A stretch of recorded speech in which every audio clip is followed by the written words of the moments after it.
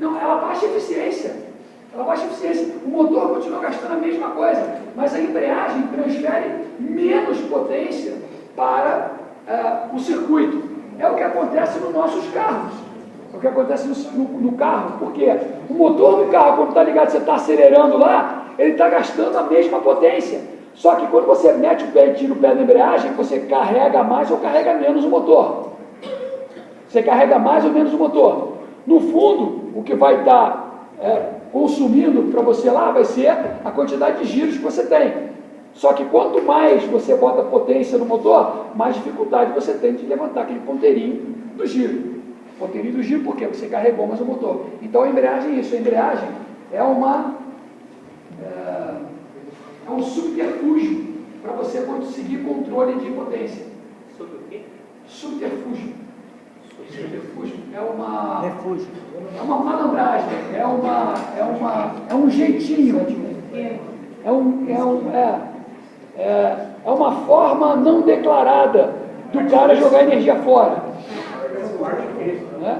Muito obrigado, o artifício é ótimo. É um artifício, onde ele está jogando energia fora e não está falando para você. Qual é o caso típico? Aqui a gente tem acho que tem um aluno aqui que tem um caso típico. O caso típico é ar-condicionado. Ar-condicionado é um equipamento que funciona com embreagem. É um equipamento que funciona com embreagem. Por quê? Principalmente a CJ, ar-condicionado de janela, ar-condicionado velho. O ar-condicionado, quando ele entra, você vê a energia da casa fazer assim, ou a energia do escritório fazer assim. Por quê? O motor está lá, rodando em vazio. Aí o cara fala assim, pô, preciso de mais frio. Então tem que atracar o compressor. Ele pega a embreagem, mete a embreagem no compressor. A hora que ele mete a embreagem no compressor, o motor... né? O motor... né? Sente o peso ele sente o peso do compressor. Quando ele sente o peso do compressor, né? É claro, ele vai demandar mais corrente. Por que ele vai demandar mais corrente? Porque ele quer manter o mesmo giro. Ele quer manter o mesmo giro que ele mantinha antes. Ele estava mantendo o giro lá em vazio. Tá moleza para ele. Meteu carga nele. Você tem outro controle para ele? Não. O que ele tem lá? Energia e frequência igual. O motor é de indução trifásico. Vai mudar o giro do motor? Não vai mudar o giro do motor. Atracou a carga, deu torque, o que vai acontecer? Sobe pra caramba a corrente. A corrente sobe porque o bicho fica em curto. Aí depois ele vai recuperando, ele sai do estado estacionário e começa a chegar no estado do estado de repouso, começa a chegar no estado estacionário, mas gastando muito mais energia. Então, o ar-condicionado normal, ele funciona no modelo on-off. Ou ele está atracado com a embreagem no compressor, ou ele está desatracado. Por isso é que o engenheiro eletricista, que é um cara inteligente, ele sabe dizer para os colegas, para eles gastarem menos energia, para não pegar o ar-condicionado e botar para 16 graus. Porque dentro da sala, seja qual o tamanho da sala que for, nunca vai ficar com 16 graus.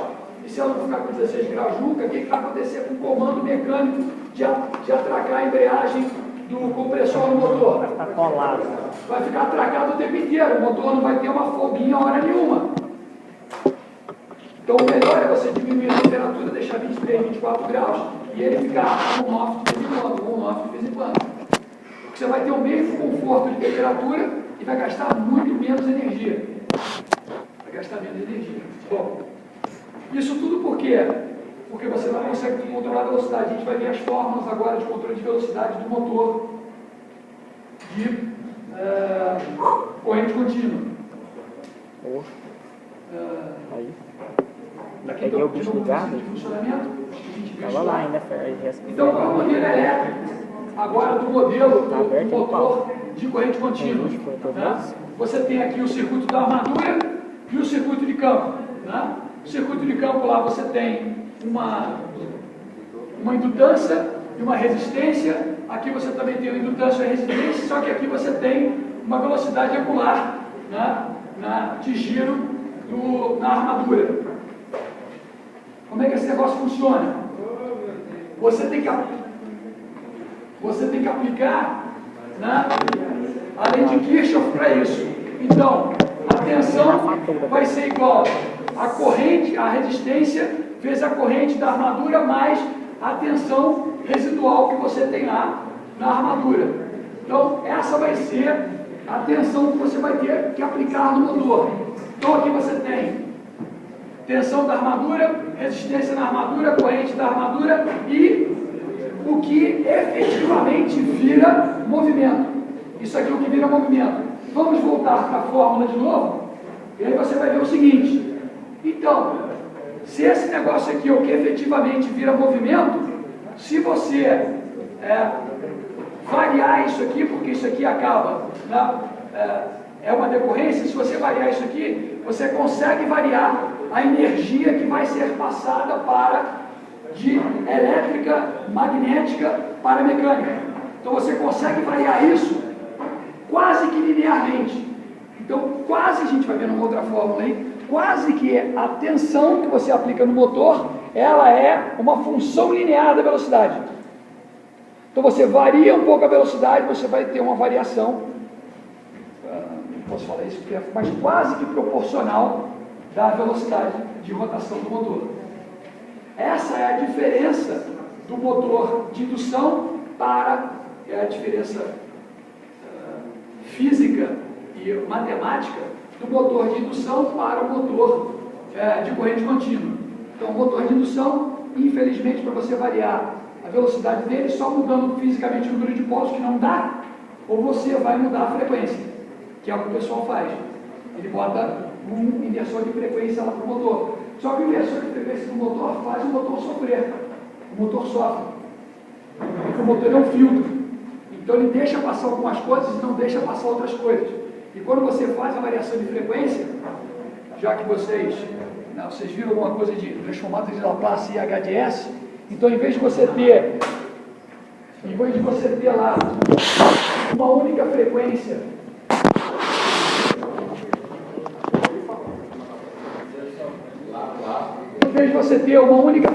lá para gerar os harmônicos do motor, você vai acabar tendo outras frequências. E essas outras frequências, elas vão ocasionar um efeito no motor que é um efeito indesejado. Porque o motor é um filtro, ele acaba sendo um filtro. Então, não dá para você ficar mudando a frequência toda hora lá, e quando você muda a frequência, na realidade, você insere outros harmônicos naquela componente, o motor não se comporta bem com isso. Então, o que acontece? Ele vai ter problema de faseamento, ele vai atrasar demais em relação ao campo que você está colocando nele, você não vai ter tanta eficiência em transferir torque para o motor, mas é um jeito de você controlar mais ou menos a velocidade de motor de indução. Por isso que, por exemplo, elevador, só elevador especial tem motor de corrente contínua. Elevador normal é motor de corrente alternada com o quê? Com embreagem. O elevador, como ele precisa variar a velocidade, ele usa embreagem. Então ele tem uma embreagem lá. E você ouve essa embreagem quando você está no elevador. Quando você chega mais próximo da casa de máquina, você ouve a embreagem atracando lá e fazendo funcionar igualzinho a embreagem de carro. É a mesma embreagem. Então ali você tem, de novo, tensão da armadura, resistência da armadura, corrente e força eletromotriz, né? E essa força eletromotriz é que é a força que vira movimento mecânico. A outra lei que faz com que o motor de indução, o motor de corrente contínua funcione é a lei de Faraday, onde você tem que a sua tensão, então, da força eletromotriz é K ômega N, onde N é regido por uma outra função ali, que também tem a ver com a corrente e com a tensão de entrada. Então, dependendo da corrente, da tensão, da resistência da armadura e da corrente, você gera um outro fator para poder fazer a variação. Na verdade, isso aqui é a explicitação dessa parte da equação.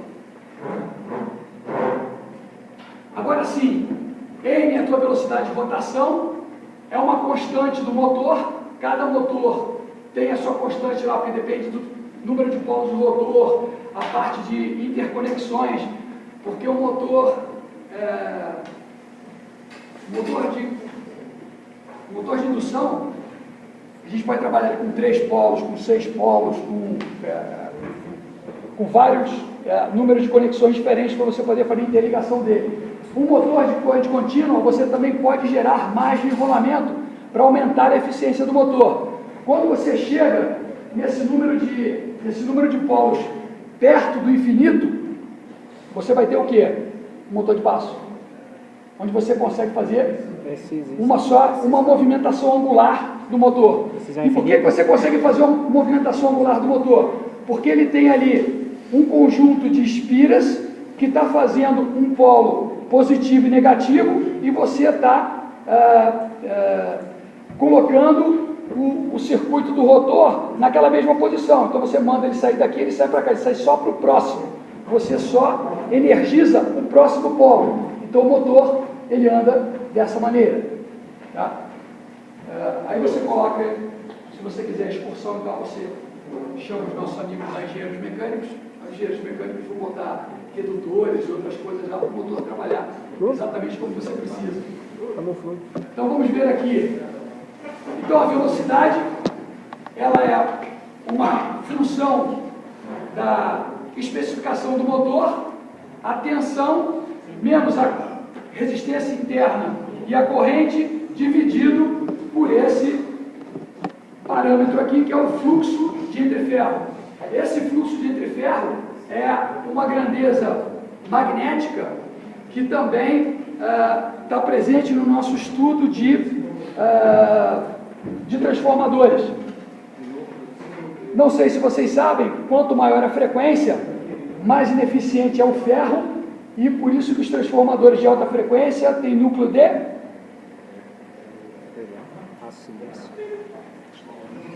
transformador de alta frequência tem núcleo de ferrite, tá? Porque quando você eleva muito a frequência de um transformador que tem núcleo de ferro, ele começa a ficar parecendo com curto-circuito.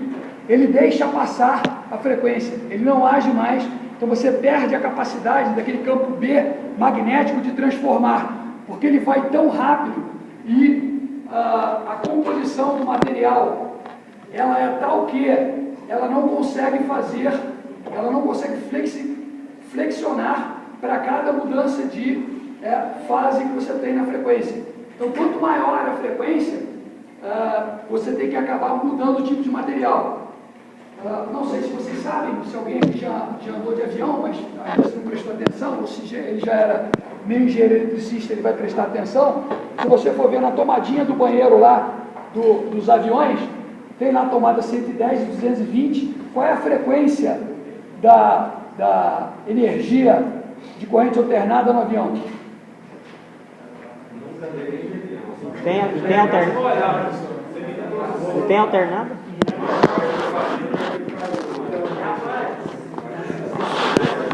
400 reais. 400 reais. Por que essa violência toda? Por que essa violência toda? Qual a explicação? Então, por que a frequência da corrente alternada tem alguns equipamentos que não funcionam no avião? Tem alguns equipamentos que não funcionam no avião. Com certeza não. Então, vou chegar lá. Por que é 400 Hz? 400 Hz está no limite dessa constante entre ferro do aço para fazer funcionar o transformador. No limite. Acima dessa frequência, o ferro não funciona mais. E qual é a função de tamanho de transformador para a frequência? Quanto maior a frequência, menor é o transformador. Se ele é menor, se você precisa de menos área, se você precisa de menos campos magnéticos, menos linhas de campo magnético para passar ali porque a área é menor, o que acontece com o transformador? Mais leve. É mais leve. Ele é mais leve. Sendo mais leve, o avião gasta o combustível dele com outras coisas, em vez de ficar gastando com o peso do transformador. Desligar o motor aí, vai gerar muita coisa. Como é que é? Desligar o motor. Se ligar o motor na tomada, vai dar uma encrenca danada.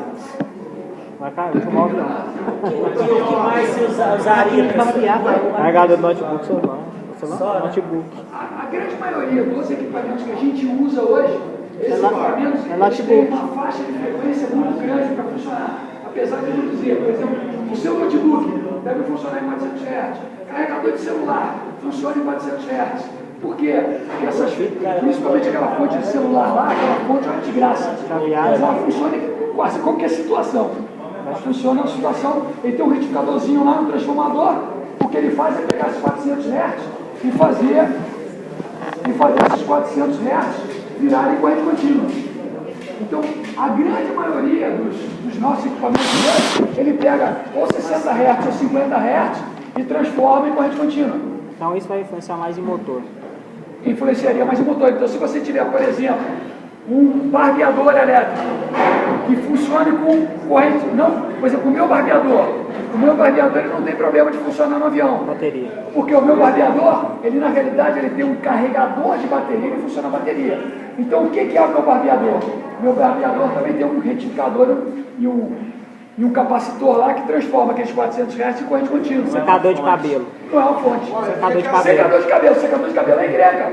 Né? Faz a mulher vem com secador de cabelo no avião, né?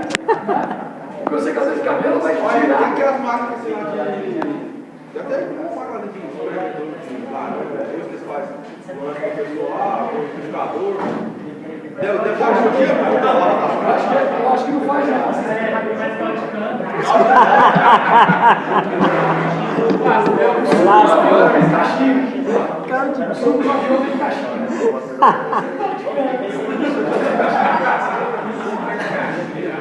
O cara é foda, né? mas se tivesse um dia para controlar. O dimmer também não funciona. Porque o dimmer, o que o dimmer faz? O dimmer ele é um ceifador de senoide, né? O dimmer é um ceifador de senoide. Então o dimmer, ele não muda a frequência. O dimmer ele faz isso, ó. O dimmer ele dispara aqui. É isso que o dimmer faz. Mas o dimmer não muda a frequência, não. A frequência vai continuar sendo a mesma. O dimmer é o que a gente usa às vezes para diminuir potência. Porque aí você diminui, quando você faz a integral da onda que você está mandando, você quer potência. Então, como você diminuiu a onda que vai, você está diminuindo, você está entregando menos potência. Só PW. Hã? PW. Mas não é a velocidade. Não é a velocidade. Então, o secador de cabelo da manhã, eu vou lá não usar. No avião. No avião. Eu vou usar no avião. A mulher usa isso em qualquer lugar, parceiro. Ao longo do Tem mundo, tomada. na grande maioria dos países é 60 Hz. Tem? Aqui, por exemplo, nosso colega lá. Mas aí já pode ser. A gente acha que é 60. Paraguai é 50. Paraguai é 50, que é uma encrenca, né? O Paraguai está ligado aonde? Quem é a pilha do Paraguai? Tem que ver, né? Itaipu. Tem uma desgraçada numa máquina lá, em Itaipu, que em vez de 60 Hz, 50 Hz, só para gerar energia para o Paraguai. E quando você vai gerar energia, a máquina, ela tem que ter algumas características. Essa característica é da máquina. Por exemplo, a frequência com a qual ela vai gerar energia. Isso é uma característica da máquina. Então tem uma turbina lá em Itaipu que é 50 Hz. Vai gerar energia para o Brasil como é 60 Hz. E as outras eu vou dar uma palestra para vocês aqui terça-feira, não sei se vocês virão, mas uma das coisas que eu estava me lembrando lá, e estava revendo minhas anotações, é que o Brasil é o terceiro maior comprador de energia do mundo. O Brasil é o terceiro maior comprador de energia do mundo por conta de Itaipu, porque a gente compra energia do Paraguai. Do Paraguai compra de quem? Não, o Paraguai tem uma usina. O Paraguai tem uma usina hidrelétrica, que já foi a maior do mundo, já é a segunda maior do mundo, mas é a terceira daqui a pouco. Tá? Então, Três Gargantas é a primeira. Né? Foi agora há pouco tempo. E, se eu não me engano, foi em novembro. Em novembro, Três Gargantas superou a gente em outra coisa, em volume de energia gerada. Porque o volume de energia gerada em Itaipu é muito mais velho. Itaipu em 1970 e pouco.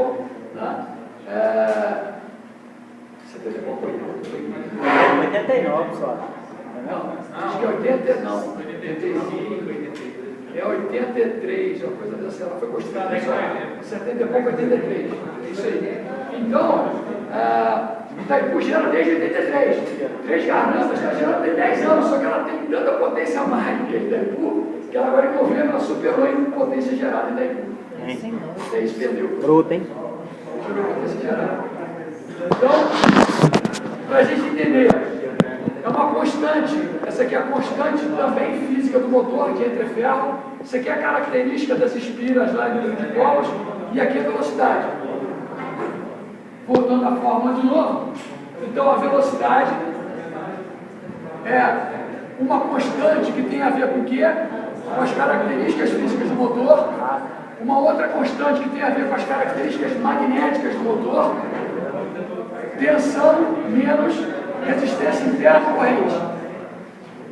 Então, quando você varia isso aqui, óbvio que vai variar a resistência interna, ela é mais ou menos fixa, tá? Vai variar a corrente e aí você consegue variar a velocidade. Ok? Você varia a tensão, você consegue variar, mas não, por isso que eu falei que ele é quase direto. Ele é quase direto, é quase uma função direta. Porque isso aqui são grandezas físicas e V igual a RI, se você substituir essas coisas aqui, você vai ver que dá quase uma equação linear. Para alguns tipos de motores, a gente arredonda como se fosse a gente aproxima para uma função linear. Por isso, qual é a diferença disso? U não é igual a RI também? Não, porque eu estou falando disso aqui, ó. Eu estou falando da resistência que você tem no enrolamento, né? Da corrente que você tem no enrolamento, e aqui você tem uma outra constante aqui que vai te atrapalhar o meio de campo. É claro que quando você está trabalhando com corrente contínua, o que você espera de uma indutância? Né? A indutância vai a zero. Né? Mas toda vez que você tem um DVDT, esse troço aparece. Você faz um DVDT, esse troço aqui, beleza? Né? Está lá da graça. Então, você tem que ter cuidado aqui. Então, você quer justamente DVDT, é para variar a velocidade do motor. Aí você, acho que foi muito boa a sua pergunta, porque nós engenheiros temos que conhecer isso aí profundamente, saber por que esse negócio não dá certo, às vezes na prática. Então, por que você mexeu o botão lá? Então, se você não mexeu o botão, você tem um controlador de velocidade. O controlador de velocidade mandou diminuir o troço. Tem uma estérese, tem uma inércia até chegar lá. Quem está te dando essa inércia? Esse cara aqui. Na hora que você mete DVDT, esse cara vira uma resistência. Depois essa resistência diminui até acabar. Tá? Então você podia dizer que V é igual a RI, né? Mas você tem esse cara aqui que te enche o saco na hora de você fazer DVDT e efetivamente a tensão que vai te gerar o movimento angular e vai te gerar a energia mecânica que você precisa. Fui claro? Fui claro?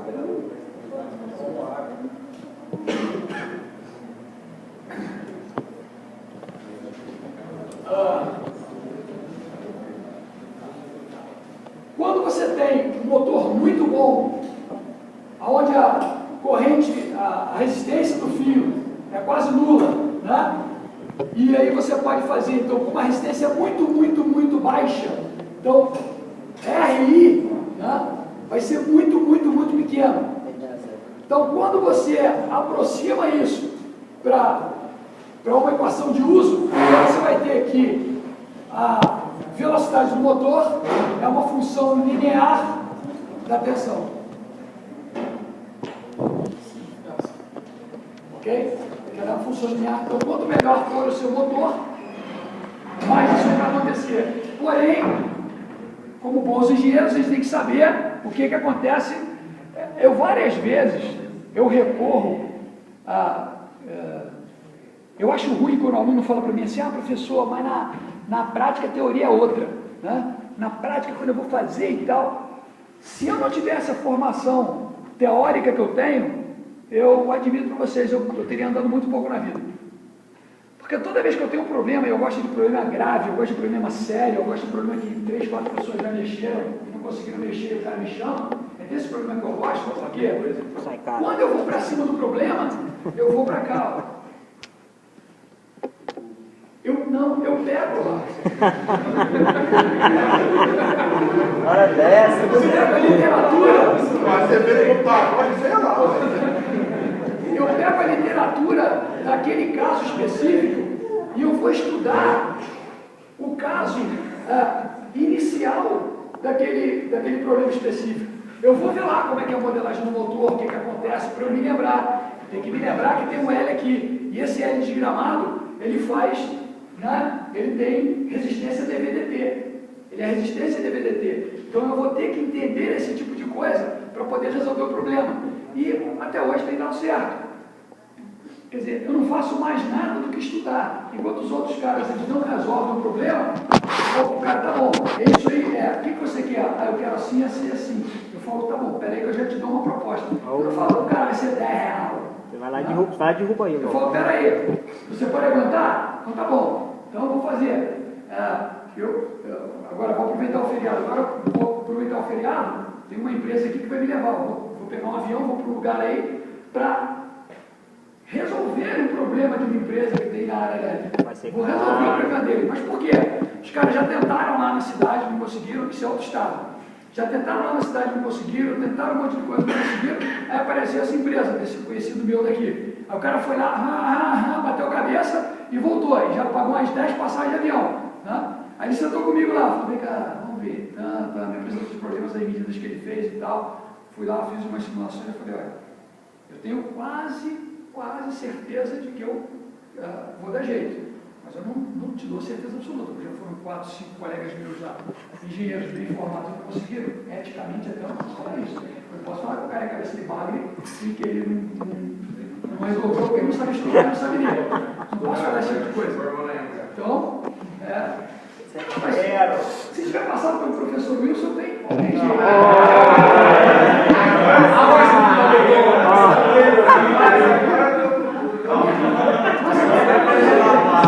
Mas a característica que é mais imperceptível é a modéstia.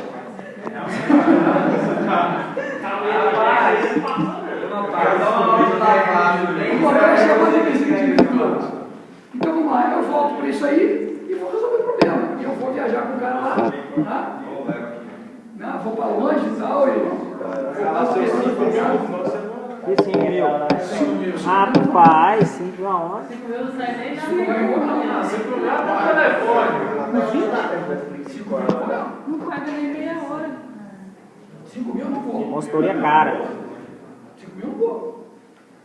Concordo, professor. Não é grave. Rapaz, se tá chamando ele é porque a coisa tá feia. Mas eu ainda não dei preço pro cara. Eu nem preço eu dei. Eu vou dar preço depois que eu chegar lá e fizer 90% do trabalho e vou ter certeza que eu vou resolver. Aí quando eu resolver, eu vou perguntar pro cara: quanto vale eu resolver isso aqui hoje? Pronto. Aí ele me dá o preço. Quanto vale eu resolver hoje? Se você pegar o cara e dizer agora eu vou tirar tudo que eu fiz. Igual o cara fala, vale 4 mil reais. Quando eu vou tirar eu sou preguiçoso. Concordo, professor. Sou preguiçoso. Bora aí. Aí vai chegar onde eu queria. Você vê que desde o princípio eu tentei não falar para vocês que a velocidade era proporcional à tensão do motor. Por quê? Eu preciso explicar fisicamente para vocês, meus futuros colegas engenheiros, que não é. Mas você pode modelar como se fosse. Você pode modelar como se fosse. Mas o comportamento dinâmico da alteração de tensão desse motor, ela é crítica. O comportamento dela é crítico. Se você precisa realmente que você muda a tensão e o troço seja, você vai ter que arrumar um outro tipo de controle. Aí o que você vai fazer? Você vai colocar um sistema de controle que vai corrigir os problemas do sistema. Como é que chama o cara que corrigir os problemas do sistema? É o técnico. Controlador. A que tipo de controlador você usa geralmente? O controlador PID. Proporcional integral derivativo. Controlador proporcional integral derivativo. Esse controlador PID, o que ele faz? Ele tem funções internas dele de controle, com funções de derivada. Função de derivada, quando a gente está falando de tensão, vamos falar de tensão, tá? Pegar uma grandeza, tensão. Quando eu estou falando de tensão e eu falo de derivada, para que tipo de componente eu estou apontando? A gente está falando de tensão de motor ali. Se eu falar de corrente, eu tenho que mudar a abordagem. Eu estou falando de tensão. Estou falando de tensão de motor. Estou mexendo na tensão do motor. Que tipo de componente imita uma derivada de tensão? Derivada de tensão. Indutor. Indutor. Porque quando você mexe na tensão, derivada é rápido. Derivada é rápido. Tudo derivada é rápido. Derivada é conjunto da curva. Derivada é rápido. Derivada te dá uma visão rápida do que está acontecendo. Sabe, você está indo para cima, para baixo, está parado. É rápido. Derivada é rápido. Então, quando você está falando de coisa rápida, de tensão, você está falando de indutor. Então, você tem ali um indutor. E você tem um troço também integral. Quando você está falando de tensão e está falando de integração, que tipo de componente você tem? Um capacitor. Um capacitor. Você bota uma tensão no capacitor, o capacitor vai... Né? Até ele chegar lá, né? Demanda. Então, tudo que é integral é mais lento. Tudo que é integral é lento. E o proporcional é proporcional. Proporcional é proporcional. Então, o controlador proporcional integral derivativo, ele tem as capacidades internas para quê? Quando você liga um cara desse no teu sistema, no caso lá, o motor de corrente alternada, o que ele faz? Ele se comporta de forma a corrigir os defeitos daquele sistema em função de derivadas integrais e proporções para que ele se comporte conforme você quer.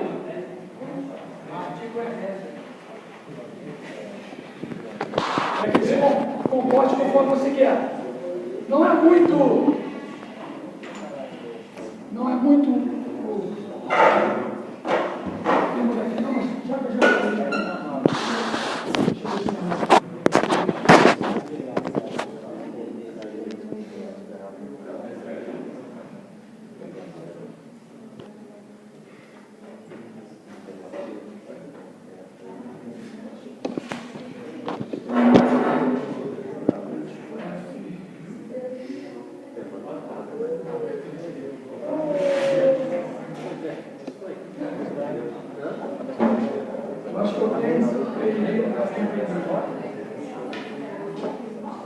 Até acabar.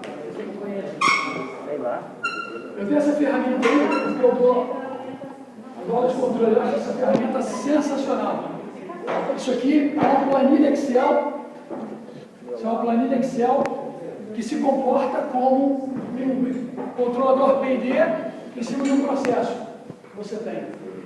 E aí você varia aqui o P, o I e o D para esse tipo de processo que você tem aqui. Você vê que está tudo em Laplace, tá? São funções de Laplace, mas são funções normais. E você vê como é que é o comportamento aqui. O que eu estou fazendo aqui? Ó? Esse vermelho é o meu sinal de entrada.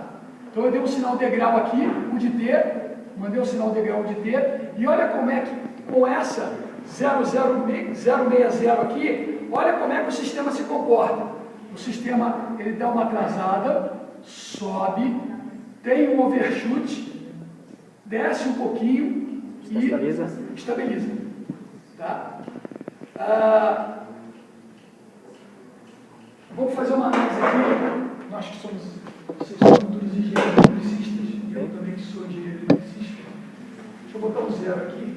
Vai zerar. Zerou. Eu vou fazer o seguinte, eu vou pôr esse controlador só com ganho 2. e tinha um ganho 2 só no controlador. O que aconteceu?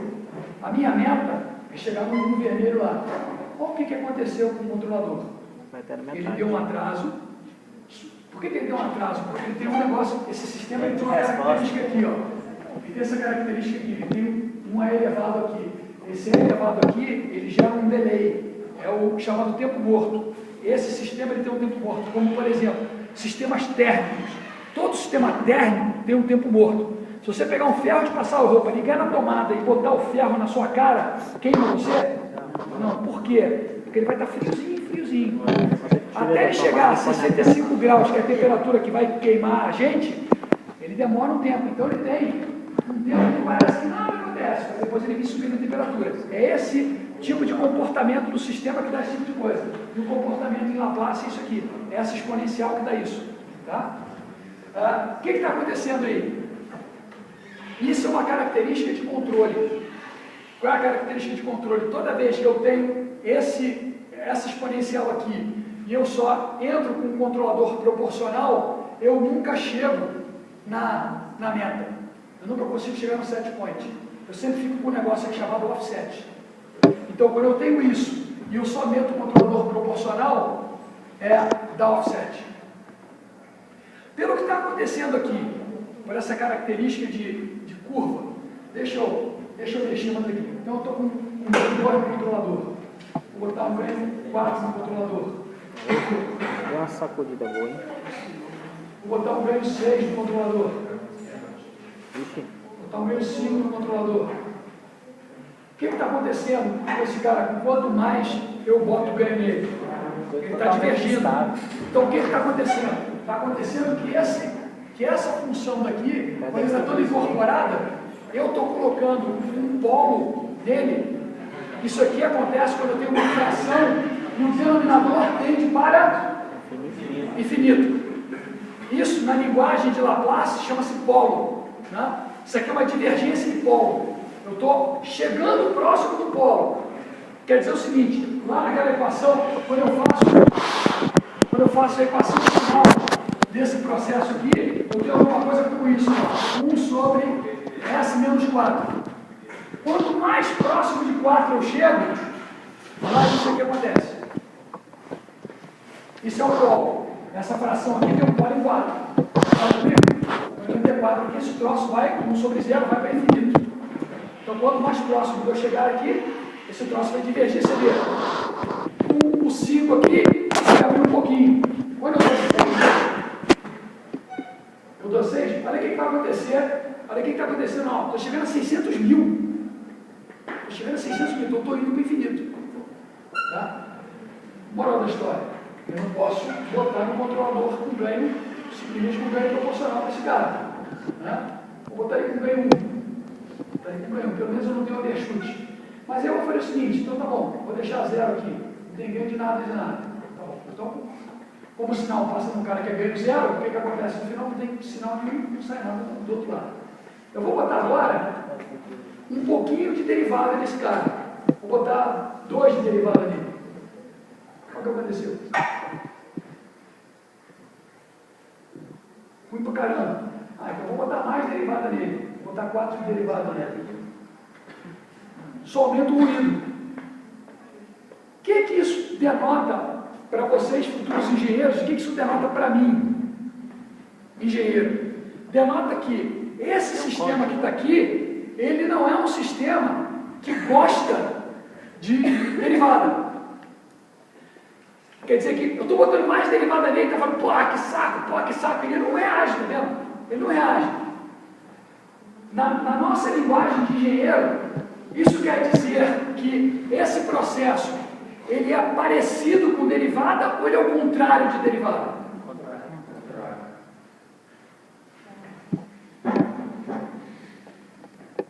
Se ele fosse o contrário de derivada, quando eu metesse derivada nele, ele se regeneraria. É isso que acontece. Quando você bota um controlador, o controlador ele existe para corrigir os erros do sistema. Ele corrige os erros do sistema. Então aqui eu estou fazendo uma jogada, eu estou fazendo uma simulação. Já que a gente entrou em P&D aqui, e graças a Deus eu tenho esse negócio aí, eu estou aumentando a minha função derivativa para o sistema inteiro. E a resposta está vindo? Não, a resposta não está vindo. Isso significa o seguinte, queridos e queridos, significa que o sistema é da mesma categoria que eu estou mexendo. Esse sistema, ele tem uma característica derivativa. Eu estou botando mais derivada lá e ele não vai. Estou botando mais derivada lá e ele não vai. Isso já tem um sinal para mim. Então tá bom, já que esse cara não gosta de derivada, eu vou fazer o seguinte então. Integral. Eu vou na integral. Vou tirar a derivada daqui, vou botar zero. E vou botar um pouquinho de integral. Vou botar 1 de integral. E o que aconteceu? Divergiu. Tá? Foi lá para cima. Vou botar 2 de integral. Hã?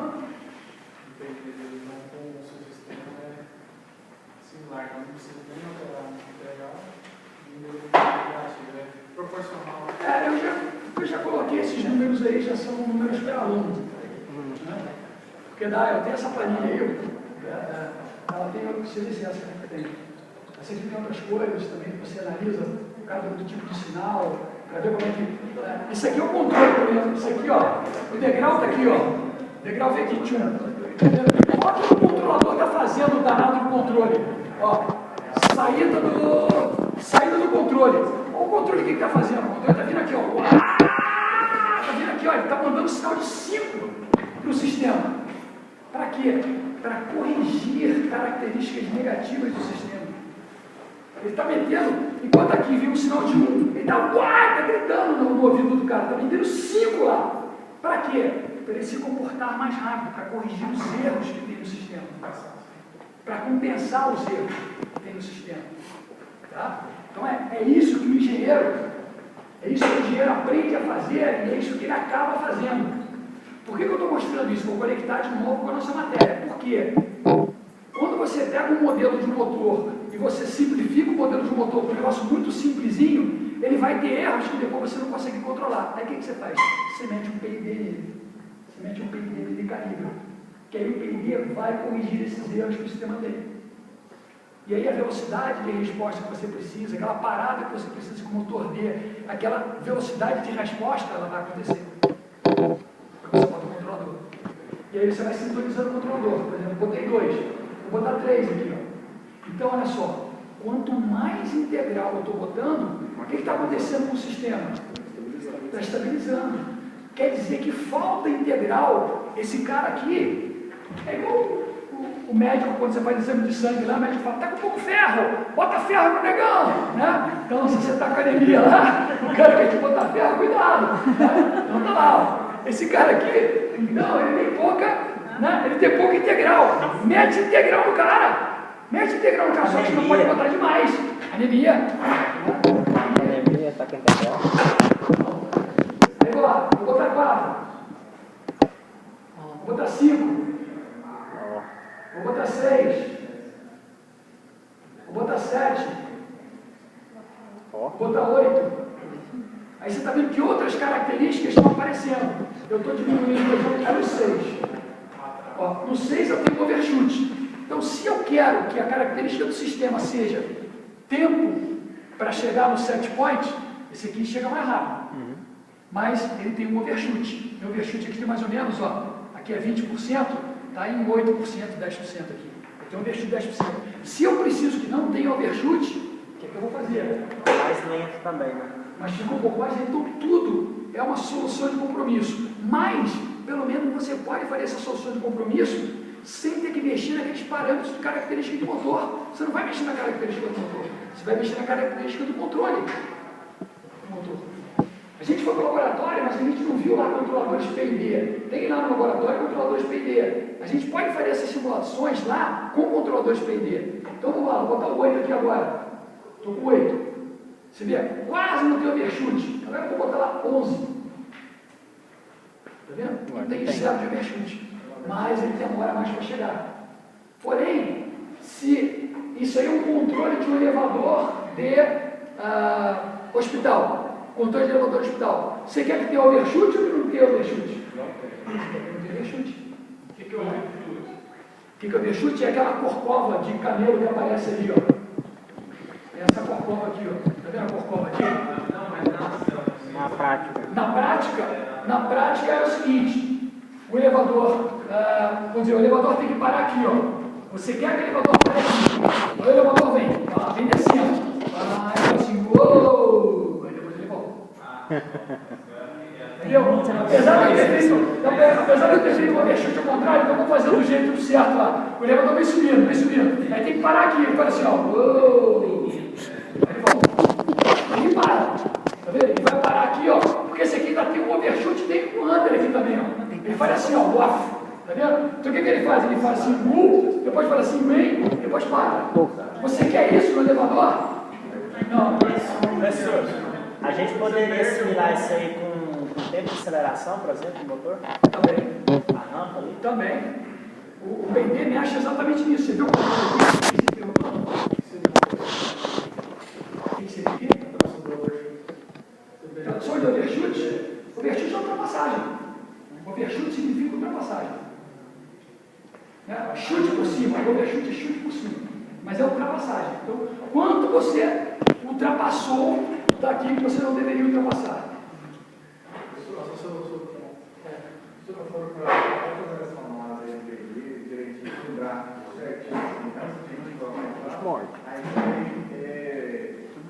Analisar as equações que gerem o motor, no caso do sistema. Então, sim. Na prática, não. Na prática, o que se faz? Na prática, você faz aquilo que eu fiz. Então, de sacaneia, faz isso. Não é tentativa de erro. Eu fiz um experimento físico aqui, bastante elaborado com o sistema. O que eu fiz? Eu zerei todas as características transientes do meu controlador e comecei a botar ganho de uma certa grandeza única, para eu estimular aquele sistema lá e fazer teste com ele, estimular o sistema. E eu vim aqui, botando uma grandeza só de ganho aqui, primeiro, ele não chega na meta. Aí o que isso já me dá? Na hora, o engenheiro, ele tem que saber isso. O sistema tem delay. Porque quando você tem offset, que é essa distância daqui, só acontece offset com um controlador proporcional se você tiver delay no sistema, se o sistema tiver atraso. Isso é uma característica física, não muda jamais. Então, quando eu botei aquele troço lá e veio para cá, eu falei, opa, o sistema tem delay. Se o sistema tem delay, significa que o sistema é lento. Se o sistema é lento, fisicamente lento, né? Ele é fisicamente mais lento, ele tem algumas características que são dinâmicas. Então eu tenho que estimular características dinâmicas. Como eu já fiz isso aqui 1000 vezes, eu sei que esse cara tem características derivativas, por isso que eu fui na derivada direta. Fui lá na derivada, eu meti a derivada dele, eu meti a derivada dele. A resposta é nenhuma, cara, ele não sai nada aqui do outro lado. Por quê? É como se tivesse um filtro, passa baixo e contra alta frequência. Não passa nada. Ele não estimula esse cara. Porque não é da natureza dele ser estimulado, porque ele é da mesma natureza dele. Ele não zera os zeros da função dele. Aí tá bom, ok. Então eu vou na integral. Com a integral eu consigo corrigir esse problema. Então eu vou te responder. Como é que o engenheiro faz, então, ao final de contas, professor? Você tem controladores CLPs. Esses controladores CLPs, eles são inteligentes. O controlador CLP, você fala para ele o seguinte: eu quero ter no máximo 3% de overshoot, eu quero ter um tempo de subida o mais rápido possível, mas não pode subir mais de 3% de overshoot, e eu quero gastar para chegar no steady state, no estado estacionário, no máximo 10 segundos. É isso que você vai colocar para ele. Você vai colocar isso para ele. Ele vai ver e vai fazer o sistema funcionar. Professor, No caso que a gente está falando de motor de corrente contínua, sim, controla a tensão. Pelo controlador. Pelo controlador, exatamente. Só que esse mesmo controlador, ele pode controlar a pressão, ele pode controlar a temperatura, ele pode controlar a luminosidade, ele pode controlar a velocidade. O mesmo controlador, porque o controlador PD é muito inteligente. Na frente dele vai ter um negócio chamado um transdutor. Esse transdutor, transforma aquela saída do PD em outros tipos de sinal. Ele transforma aquilo em outros tipos de sinal. E aí é que você faz o controle. Professor, esse overshoot a gente poderia considerar então como aquele erro do regime estacionário? Não, aquele erro do regime estacionário é offset. Não conseguiu atingir O inicial. Não consegue atingir. É exatamente isso aqui, ó. É o offset. Aqui, ó. É isso aqui, ó. Esse aqui, ó. Esse aqui é o offset. O erro no regime estacionário é isso aqui, ó. Então, quando está erro em regime estacionário, o que significa para você? Esse cara tem delay. O sistema tem delay. Então, o sistema, ele tem um atraso. Tá? E aí, você tem que mexer com outras grandezas, que não a grandeza proporcional, porque um controlador proporcional integral é um controlador proporcional integral. Ele tem grandezas proporcionais, integrais e derivativas. Só que tem controladores que são mais burros, controlador só proporcional. Tem controlador que é PI, proporcional integral. Tem controlador que é proporcional derivativo. São poucos, mas tem. Por quê? Porque às vezes é mais barato você fazer um controladorzinho desse, porque você conhece a característica do sistema que você está controlando. Sabe que a aplicação vai... Sabe que a aplicação ela tem uma característica de integral, sabe que a aplicação tem uma característica de derivada. Então você não vai gastar dinheiro com o resto. Porém, hoje em dia, os controladores estão muito mais baratos e muito mais genéricos. Então, quase todos os controladores são PID. Coloca um completão e... É um controlador PID. Não sei se interessa para vocês, mas deixa eu ver aqui se eu consigo.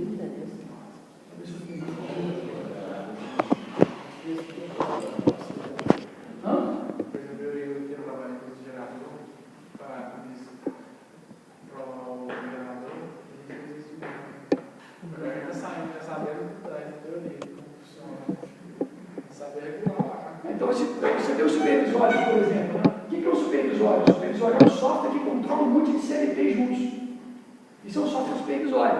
O software supervisório tem medida de pressão, medida de vazão, medida de fluxo, medida de temperatura, tem medida de tudo. E esse supervisório aí controla algumas coisas. E ele controla vários controladores PID. Tem, você clica nele lá e muda aqui. Ó. Quero mudar a temperatura, ele muda a temperatura aí. E ele vai lá e faz o negócio funcionar. Para isso, você tem que entender esses diagramas aqui que não são da nossa alçada, porém, são muito parecidos com diagramas elétricos. É muito parecido com o diagrama elétrico. Só que ele é muito mais complexo. Isso eu dou lá para o pessoal de produção. É muito mais complexo do que diagrama elétrico. Mas tem, por exemplo, isso aqui é fácil, uma válvula. Essa válvula aqui, ela tem um acionamento pneumático. Quando tem essa cabecinha assim, é pneumático. Então, uma válvula pneumática.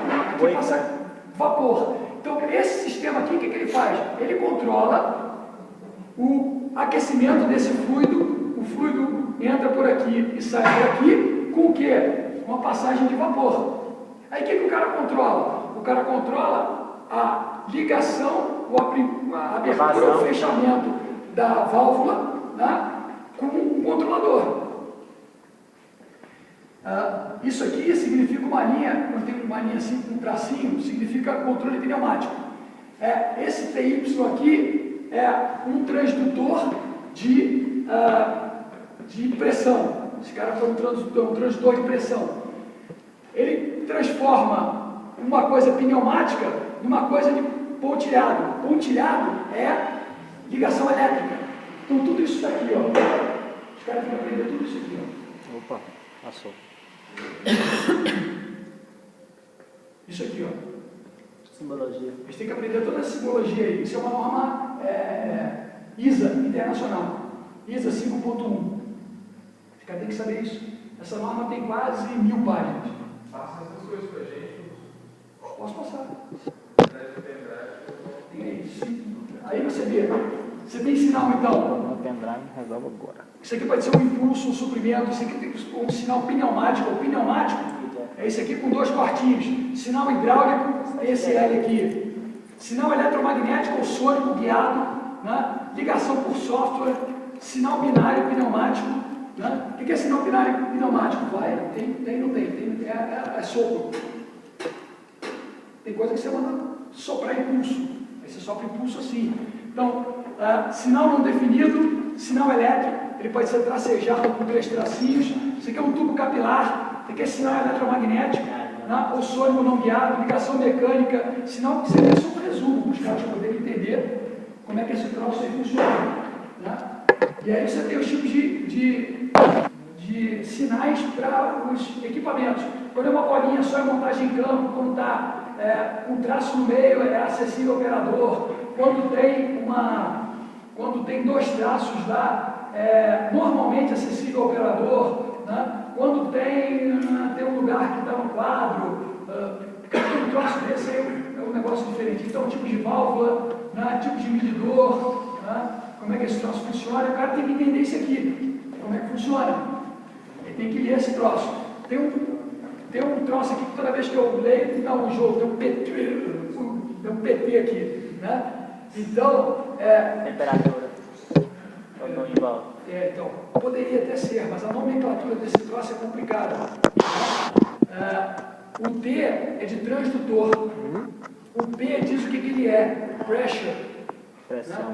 Né? Então, Mas é PT100, né? Eu falei. mas só que aqui é uma linguagem diferente, uma linguagem ISA. Essa linguagem tem toda uma normatização. Então, P é de pressure, né? Pressão. E T é de transducer. Então, esse aqui é um transdutor de pressão. Porque você olha, aqui tem uma linha. Essa linha aqui é uma linha de gás. Essa linha de gás, tem alguma coisa aqui ligada? Não. Então, a linha de gás, cara, está dentro desse cara. Então, a pressão... Eu faço até um negócio, eu falo para os alunos aqui. A pressão está chegando aqui, então esse medidor está lá assim, está com a cara dentro do fluxo lá. A pressão está chegando nele aqui. E olha o que acontece aqui para cima. O que é isso aqui? Elétrico, sinal elétrico. Sinal elétrico. Então o que ele faz? Ele sente a pressão aqui e traduz isso aí em sinal elétrico. Para quem? Para um pique. Controller Instrument Pressure. Então é um instrumento de controle de pressão. Esse instrumento de controle de pressão, ele está ligado aonde? Ele está ligado aqui, ó, no FY. O que é F? Flow. Não, flow, controlador de fluxo. Fluxo. Né? E Y quer dizer uma válvula. A válvula é controladora de fluxo. Então esse cara aqui, ele vai eletricamente e controla essa válvula. E aí você vai por aí. Você vai mexer nesse negócio. Então o cara que faz engenharia de produção, o cara tem que saber isso. O cara tem que saber essa linguagem aí. Tem que saber esse tipo de coisa. Tem as legendas do projeto. Então, exatamente, a legenda de projeto, cada um tem a sua característica. O químico tem a característica dele. Só que aqui, no caso, esse cara aqui não tem nenhum controlador PID. Mas você pode ter um controlador PID. Esse cara aqui, por exemplo, já é um FIC. Então, FIC, o primeiro F é o quê? Flow. Né? Integrativo. Controller. Esse cara aqui é um controlador de fluxo. Esse cara controla o fluxo. E aí tem entrada aqui, ó. Tem uma entrada elétrica aqui, tem outra entrada elétrica aqui, e ele tem um comando na válvula. Pneumática. Só que essa válvula pneumática ela é comandada eletricamente. Não tem problema, você pode comandar uma válvula pneumática eletricamente. Mas a válvula é pneumática. E você já sabe que a válvula é pneumática. Não tem muito segredo. Né? Então você vai ter um controlador PID que controla isso tudo aqui. Todos os outros são... Você vai ter um controlador PID que controla isso tudo aqui. Tem alguma coisa interessante aqui? Será que ela família lá de simulação do PID lá, você vai lá embaixo do cartão? Você quer que eu te mande ela? Eu te mando. Só você vai dizer. Foi meu pendrive, tá aí. Aqui, ó, professor, eu já estava esperando O pendrive tá aí. também, Vou disponível. Eu tô na sala. Não. O comportamento saiu. Peguei ela de um livro que eu tenho, e essa planilha tem em inglês. Eu peguei ela, troquei um pouco os parâmetros, porque ela era um caso específico mais complexo. Eu adaptei ela para ser mais compreensível para mostrar para os alunos. Fica mais fácil de mostrar. Não, vou trazer aqui agora, vou dar para os alunos. Tá aí, ó. O pendrive tá aí. Joga pra dentro. Chegou no final da aula? Falei, eu vou pegar que cola, né?